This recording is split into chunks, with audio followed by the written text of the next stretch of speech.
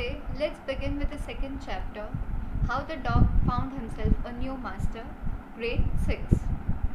Before going into the detail, I will brief you about this chapter. This is an amazing story of a dog searching for a master. It wants to serve the strongest animal on earth. Dog finds a solution to his loneliness in Wolf and decides to work under him. When he finds that Wolf is afraid of Bear, he leaves Wolf for searching a new master. He tries to work under Bear and Lion, but later the dog found that human being was the most powerful animal on earth, and he finally decides to be a man's slave. So let's begin with the chapter.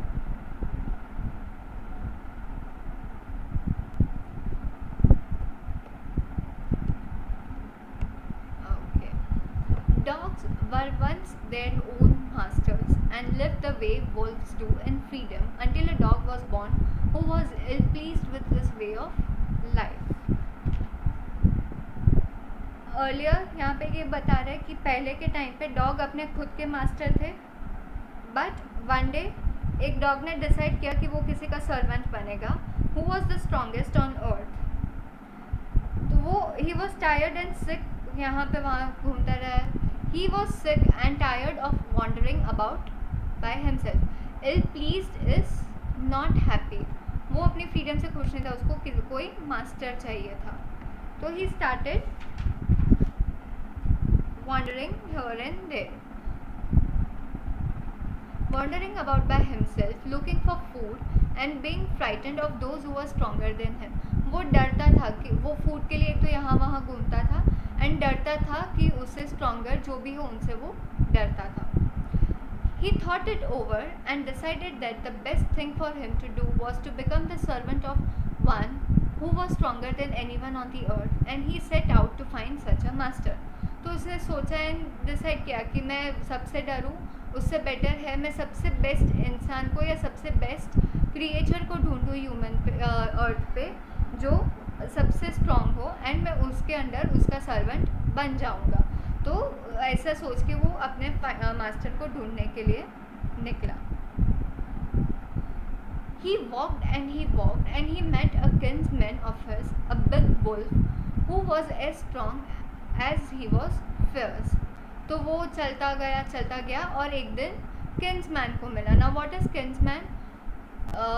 Relative word of fierce, मतलब violent होता है जो frightening होता है. वो एक kinsman को मिला जो बहुत ज़्यादा फ्राइटनिंग था. वो कौन था? तो वो बिग वुल्फ था जो अपने में इतना स्ट्रॉन्ग एंड फियर्स था. ना फियर्स इज फेरोशियस, जो एकदम वायलेंट होता है. तो वो ऐसे घूमते घूमते एक वुल्फ को मिला जो बहुत ज़्यादा स्ट्रॉन्ग एंड वायलेंट था. Where are you going, dog? The wolf asked. I am looking for someone to take up service with. Would you like to be my master, wolf? तो वो वुल्फ ने उसको देखा और पूछा कि तू कहाँ जा रहा है. तो डॉग ने आंसर दिया कि मैं किसी ऐसे को ढूंढ रहा हूँ कि जिसको मैं सर्विस दे सकूँ. आप इतने ज़्यादा स्ट्रॉन्ग हो तो मैं क्या आप मेरे मास्टर बनना चाहोगे? डॉग ने ऐसा वुल्फ को पूछा. I don't see why not, the wolf said, and this agreed upon. The two of them went on together. Wolf ने माना कि हाँ क्यों नहीं, आप आई डोंट माइंड कि अगर आप मैं आपका मास्टर बनूँ. तो दोनों ने माना एंड दोनों साथ में चलने लगे.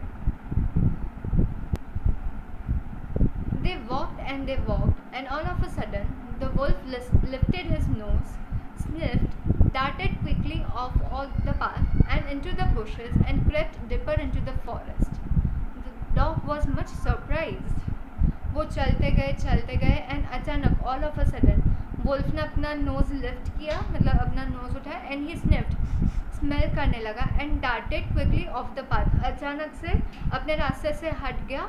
डार्टेड इज मूव्ड क्विकली और सडनली वो अपने रास्ते से हट गया, बुश में जाके छुप गया and crept deeper into the forest. और वो बुश में अंदर ही अंदर जाता गया. तो डॉग वाज सरप्राइज्ड कि ये क्या कर रहा है वुल्फ. तो What's come over you, master? He asked, and what has frightened you so much? तो वो पूछता है कि अचानक आपको क्या हो गया. कम ओवर यू, आपको क्या अफेक्ट कर दिया, आप इतना घबरा क्यों गए? Can't you see? There's a bear out there and he might eat up both of us, you and me. तो वोल्फ बोलता है आपको दिख नहीं रहा है, वहाँ पे कौन है? वहाँ पे बेर है एंड बेर हम दोनों को खा सकता है, you and me. Seeing that the bear was stronger than the wolf, the dog decided to take up service with him and he left Wolf and asked the bear to be his master.